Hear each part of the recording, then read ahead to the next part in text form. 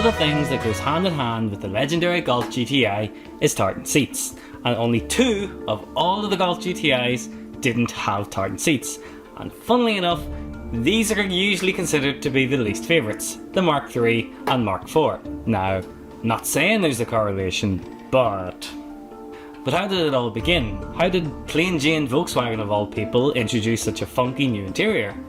Well, as part of the celebration of 50 years of our favourite Volkswagen, we decided to do some research, and it turns out it's all down to one woman who was tasked with injecting some spice into Volkswagen's hot hatch.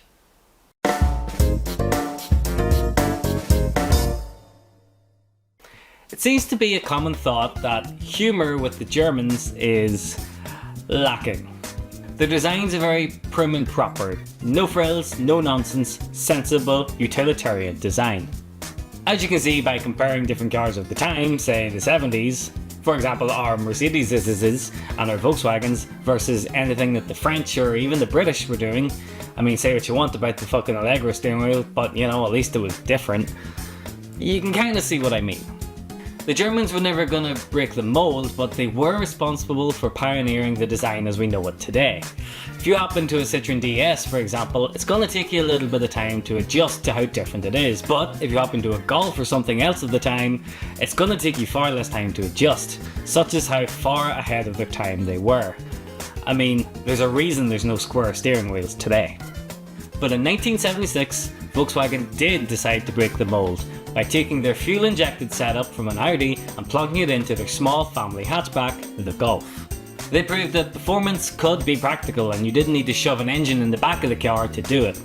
I know some people are going to argue that Barth maybe got there first with a hot hatch and some others, but realistically, today, people consider the Golf GTI to be the first true practical hot hatch.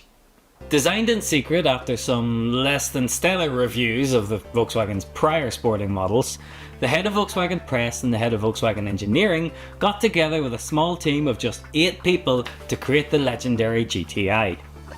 That is, until Volkswagen themselves got involved, and they decided that this new hot hatch needed some unique interior features to distinguish it from the bog standard Golfs on the forecourt.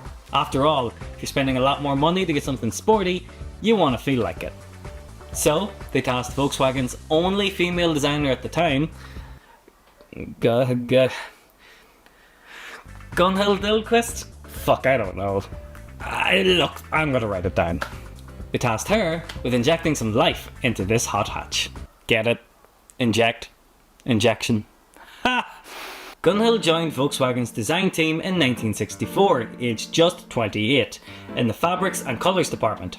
Both exterior and interior, she worked primarily on choosing trims, exterior paint colours, and fine touches to interiors.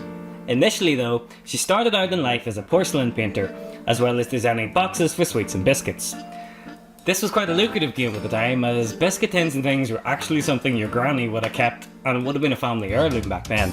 One of the most famous examples of this, not by Gunhild, mind you, is this biscuit tin right here, where somebody was leaving the company and decided to have a little bit of fun with the biscuit tin, and if you look along it closely you'll see there are 2 dogs having sex, the marmalade says shit on it, and then the background under the tree there's a couple getting it on.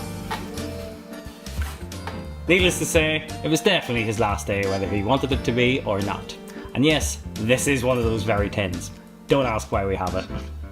Anyway, Gunhild was faced with a challenge. Add character within the confines of what your average unassuming German person would accept. What she came up with became 2 of the most beloved features of a GTI. Tartan seats and a golf ball gear knob. I know this episode is about the tartan, but in the words of my creepy doctor, let's get a look at that knob. We'll talk about it first because, well, it can be over pretty quickly. It is literally as it says on the tin. It was inspired by golf balls. There's not much more to it, really. Okay, we should clarify first of all, it's not as super obvious as you think. The Golf was actually named after the Gulf winds.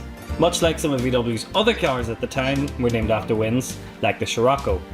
But there's still definite debate as to where it came from, whether it was the wind, the sport, or apparently now also a horse. Personally, I stick to the Win story because, I mean, Volkswagen also had the Passat and the Scirocco at the time, both other types of Wins, and the pre-production names for the Golf were also other variants of Weather as well. I mean, we didn't get a Volkswagen Rugby, but we did get a Volkswagen Polo. Anyway, we're rambling. The golf ball gear knob was literally to do with golf the sport. Boxed out. The Tartan, however, has a much more interesting story if you couldn't give less than two shits about golf, such as myself. I mean, don't get me wrong, each to their own, but unless it's like fucking Wii Sports Golf or Mr. Golf in PS2, I don't really care. Anyway, the Tartan actually has much more of a personal connection to Gunhild than just a random sport. It was actually inspired by her own trips to Britain in the late 60s and early 70s. Tartan, back in the day at least, was seen as a very regal and well-to-do fashion statement reserved for higher-ups and the monarchy. However, with the establishment and rise of the punk scene in Britain, Tartan became associated with renegades and fucking the system, turning the rich's fashion against them. Perfect for Volkswagen's little rebellion, considering the project was done in secret. So, Gunhild had chosen her fabric, a striking black and red pattern which is far removed from the Tartan that we have today. VW called the pattern Clark, after the famed racing driver Jim Clark. A lot of racing cars back in the day would have had tartan seats, for example the Mercedes SLR with its blue tartan that Sterling Moss drove. Nowadays it's known as Clark Plaid, which is wrong. Tartan and plaid are actually completely different, which is something I had no idea about until I started researching this video. For you see, in tartan the pattern is always the same. Perfect lines no matter which way you look at them. Plaid is different. Things are sort of offset or in different places depending on which way you look at them. The original GTI is tartan, modern GTI is plaid. The more you know. Another fun fact about Gunhild, you can also thank her for how your metallic paint looks today.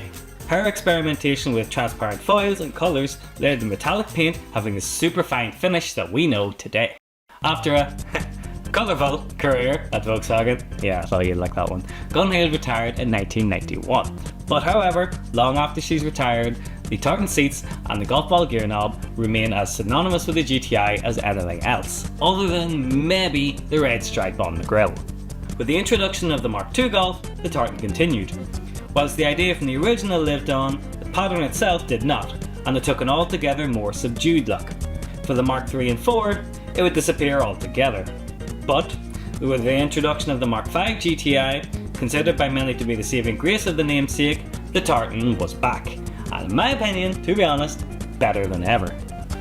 With the introduction of the Mark VI and the Mark VII, we got what I consider to be my favourite of the tartan, and is actually readily purchasable as material, and is very commonly retrimmed into older seats by people today, which Volkswagen then again changed with the introduction of the Mark VIII.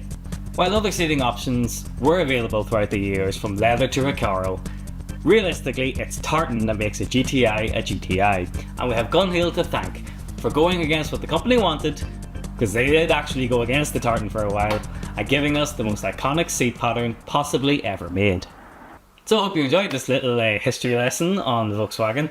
We've been doing a little bit of a series on them here with the whole 50 years of golf thing, so we thought, you know, we're a golf channel, it'd be good to feed the people some information. I'm actually staggered by the feedback that we've had and the views that we've had in those last two Volkswagen videos. This is like unprecedented. This is even bigger than the movie that we did when we went to Scotland. Like, this is holy shit balls. So I just wanted to say thank you so much to everybody who has bought t-shirts, who's subscribed to the channel, who's watched it, who's shared it, who's commented on it, and thank you so much to all the people that have actually like corrected us.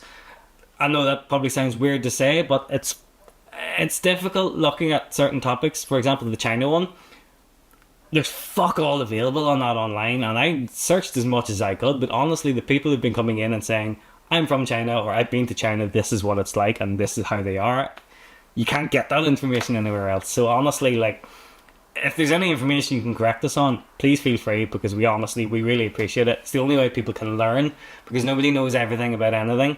It's just not true. So by our comment section having little tidbits of information by people who do know, fuck, it's like a wee encyclopedia of Volkswagens on our channel. So it's really cool. So thank you so much to everybody who chipped in with the information that they had that we didn't know. So yeah, as always, thank you very much for watching. The link to our shop is back further in the video if you want to go and buy a t-shirt or tote bag or whatever. Thank you so much. Feel free to subscribe, tell your friends, blah blah blah. Good luck.